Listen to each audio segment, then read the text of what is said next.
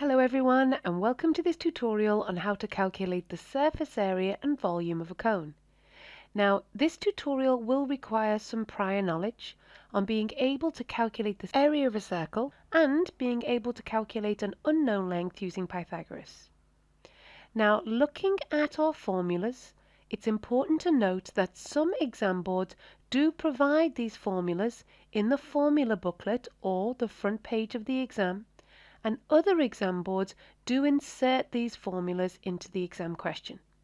But it's always helpful to memorize these formulas. So let's go through the key dimensions associated with each formula using an animation.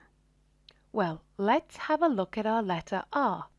Well, here you can see R represents the radius of our circle, as you can see here as I tip our cone upside down. Now let's have a look at the letter L. Now L stands for the sloping length. What does that mean? Well, if I were to unfold our cone, you can see the net is made of one small circle with a radius R, and imagine part or fraction of a larger circle with a radius L. So L represents the sloping length of our cone, but is also the radius of our larger circle. So now we know what L and R represents, let's have a look at H. Well, H is the perpendicular height of our cone. So this means we have all our dimensions clear, which means we can start putting them into a question. So this question states we're asked to calculate the curved surface area of the following cone, giving our answer to one decimal place. See if you can give it a go and press pause if you need.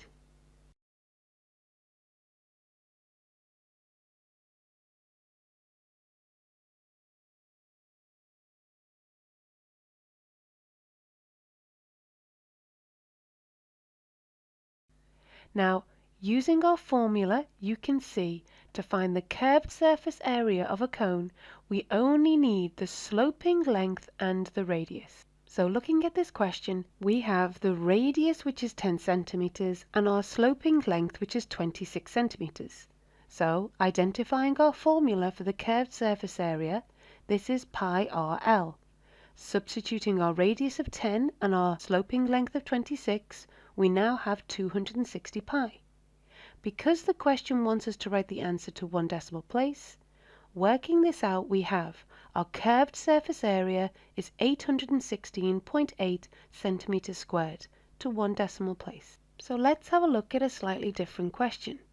Here the question wants us to calculate the total surface area of the cone with a radius of 5 and a slant height of 12 centimeters. We're also asked to give our answer to one decimal place. See if you can give it a go, looking at the formula for the curved surface area and the required skills that we've recommended for this tutorial.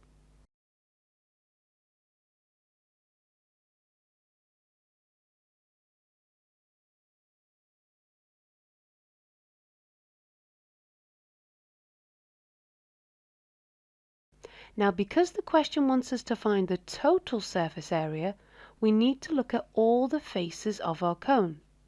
You can see we have one face on the base, which is our circle, and the curved surface area around our cone.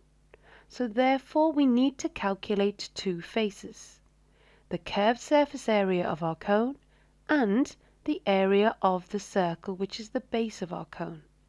So let's calculate the curved surface area first using pi RL. Substituting in, we know the radius is 5 and the sloping length is 12.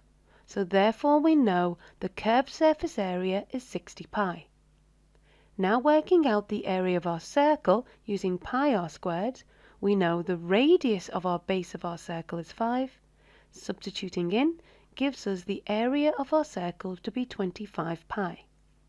Therefore, the total surface area of the cone is the sum of 60 pi and 25 pi, which is 85 pi.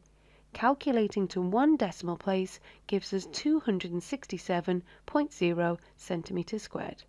Now let's have a look at a slightly harder question. Here the question wants us to calculate the curved surface area of the following cone where the radius is 3 centimeters and the perpendicular height is 4 centimeters. We're also asked to give our answer in terms of pi. See if you can give it a go and remember those required skills for this tutorial.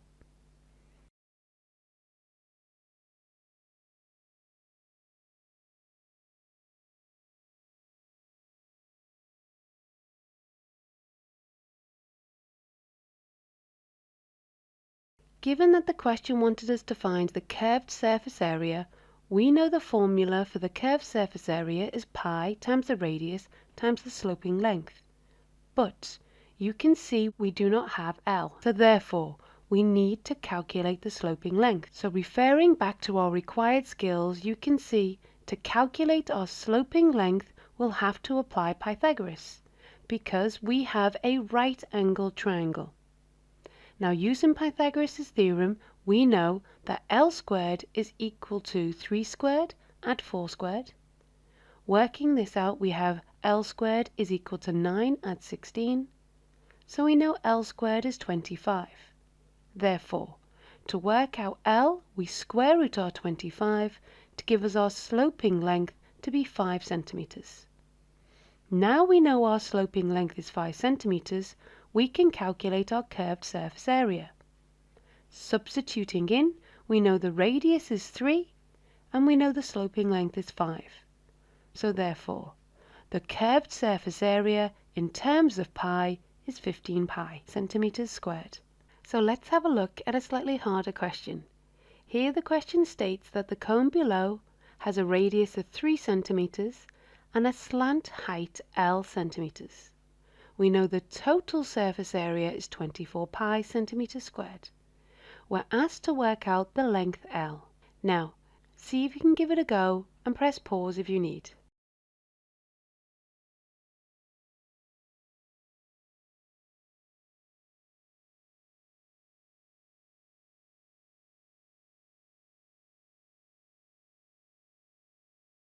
Because the question refers to the total surface area, we know a cone has two faces, the curved surface area and the area of the circle.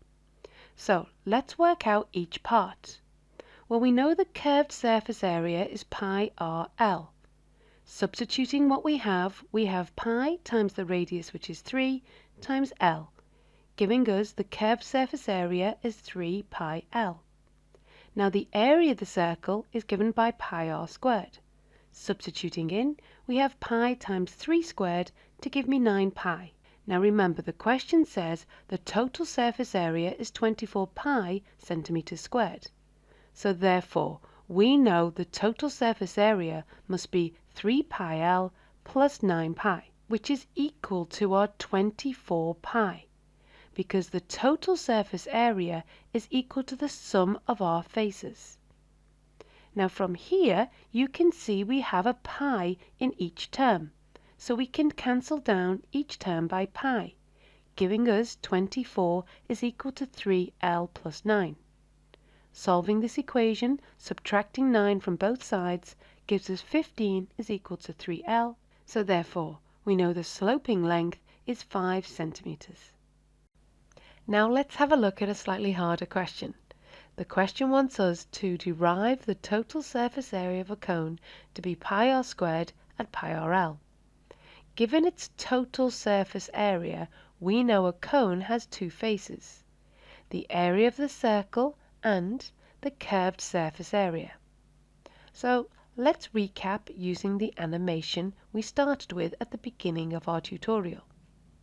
Here you can see from our animation, if we were to unfold our cone, we would end up with a small circle as our base with our radius r, and imagining it as a full circle, you can see the length L is the radius of our larger circle.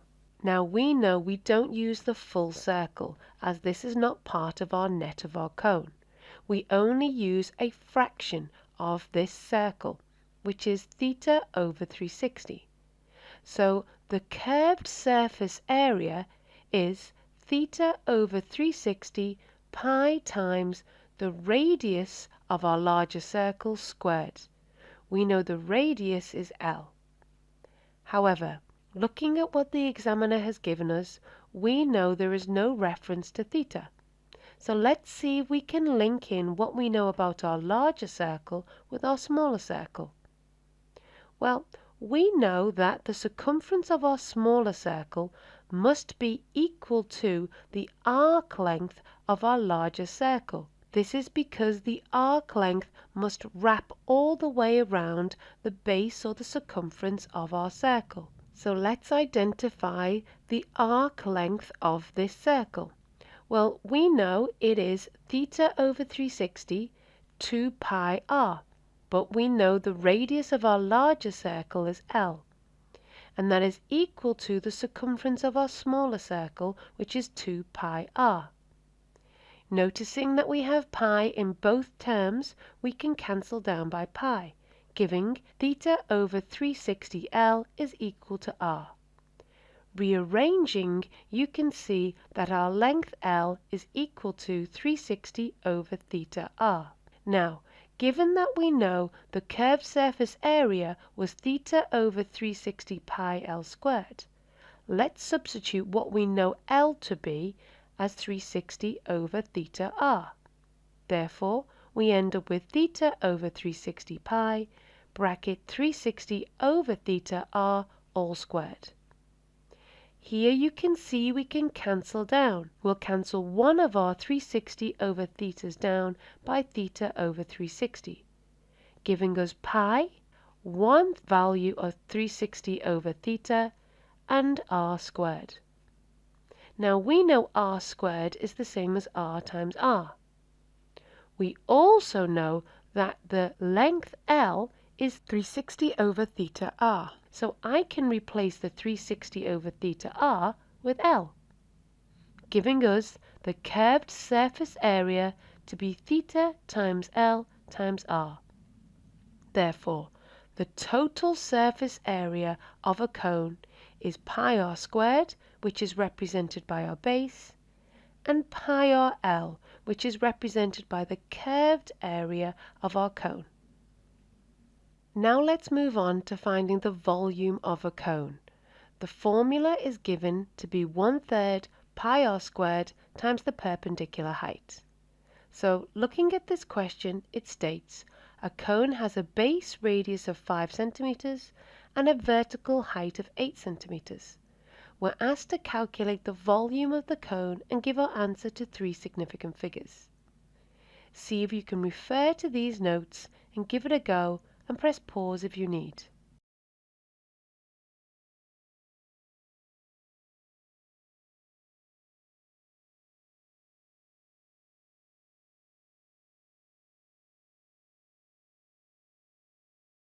To work out the volume, all we need is the radius and the perpendicular height. This is what's indicated in our formula.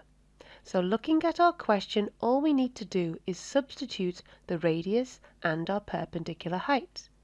So therefore we have 1/3 times pi times 5 squared times 8, which simplifies to give 200 over 3 pi. Given the question wanted it to 3 significant figures, we know the volume of our cone is 209 centimeters cubed. Now let's have a look at a slightly harder question involving algebra. This question states this right circular cone has a radius 2p and a height 5p. Now when it states right circular, it refers to the right angle which is made with the radius and its perpendicular height 5p. It also states the volume of the cone is 22,500 pi centimeters cubed. We're asked to work out the volume of p. Now referring to this formula, see if you can give it a go and press pause if you need.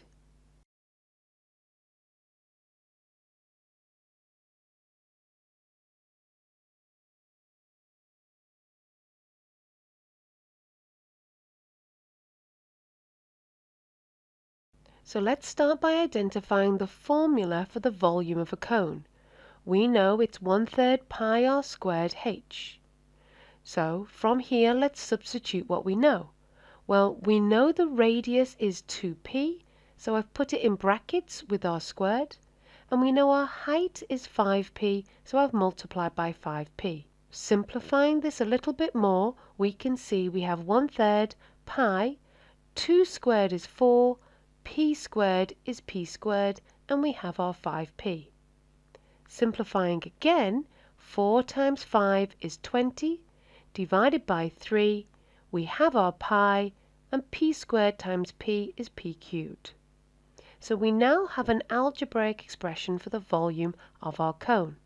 Given the fact that the question stated the volume of our cone to be 22,500 pi, we're going to equate, because we know the volume of our cone numerically is equal to the volume of our cone algebraically. You can see we have pi on both sides, so we can divide by pi.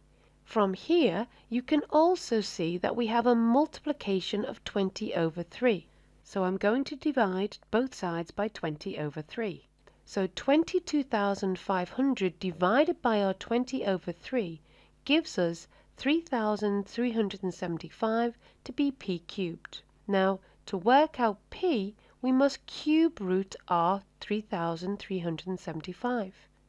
Working this out, we have our final answer of p to be 15 centimeters. Now let's move on to our last exam question, which involves knowledge on curved surface area of a cone and volume of a cone. Here the question states that a cone has a slant height of 9 centimeters and a curved surface area of 100 centimeters squared. We're asked to calculate the volume of the cone, giving our answer to 3 significant figures. See if you can give it a go and press pause if you need.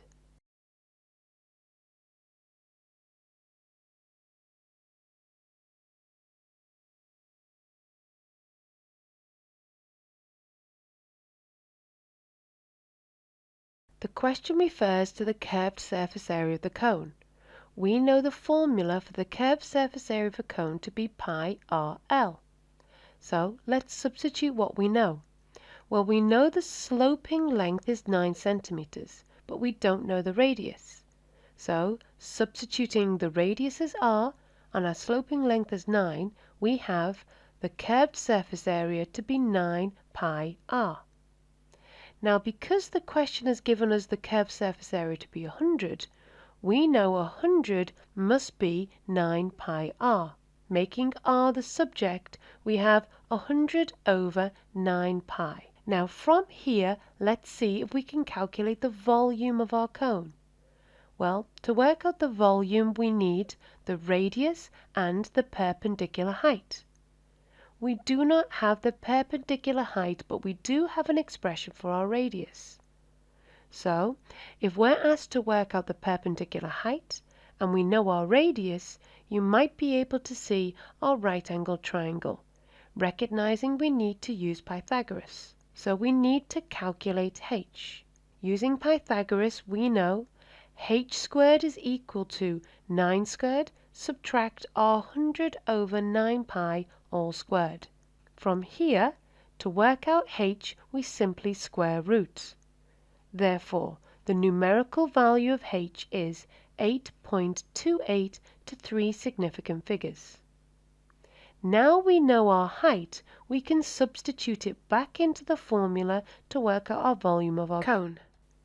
Well, 1/3 times pi times our radius, which we know to be 100 over 9 pi squared, times our perpendicular height, which we know to be 8.28.